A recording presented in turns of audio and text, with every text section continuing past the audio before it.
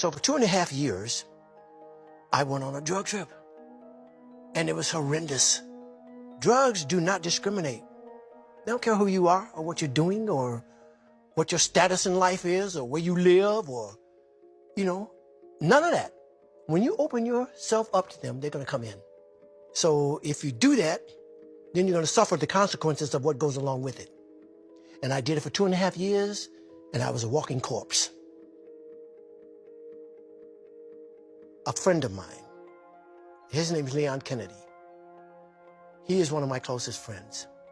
And when I was doing the drugs like that, I was ducking everybody.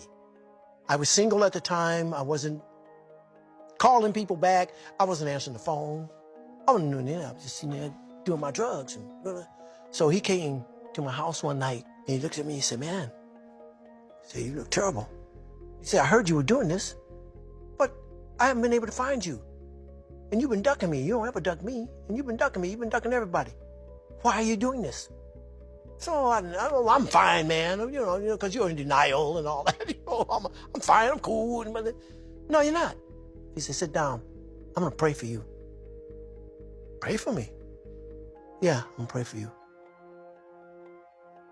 He prayed for me probably 5 hours without stopping. Just straight, without stopping. He just prayed for me. And he said, "I'm staying here tonight, man, and tomorrow night I'm taking you to a prayer service that I go to." Okay, because I was done with me anyway.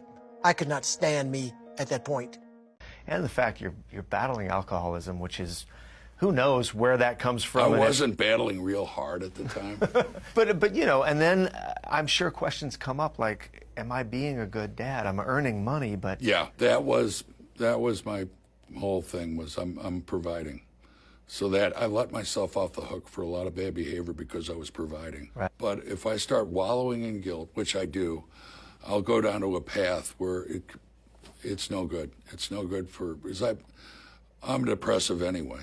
That's sort of how an alcoholic has to live, right? Yeah. One day at a time. And that's all the cliche signs they hang up at the meetings, they're all true.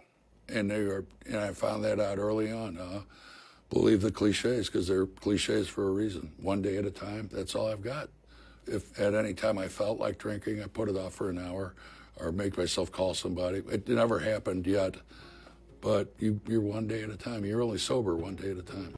Thanksgiving, years ago, 10 years ago, 12 years ago, and my son, Cormac, who is now a freshman at Syracuse, and whom I love beyond measurement, and it was Thanksgiving, and it was 11 o'clock, and we had a whole bunch of people there, and I was having a glass of wine. I was fine. I wasn't even high at that point.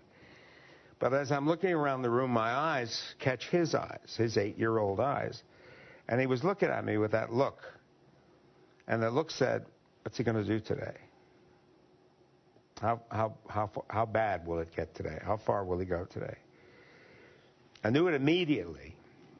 And I remember putting the glass down.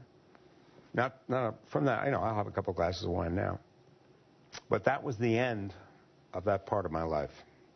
Because when I looked at that kid, I said, I'm not going to subject him to this stuff.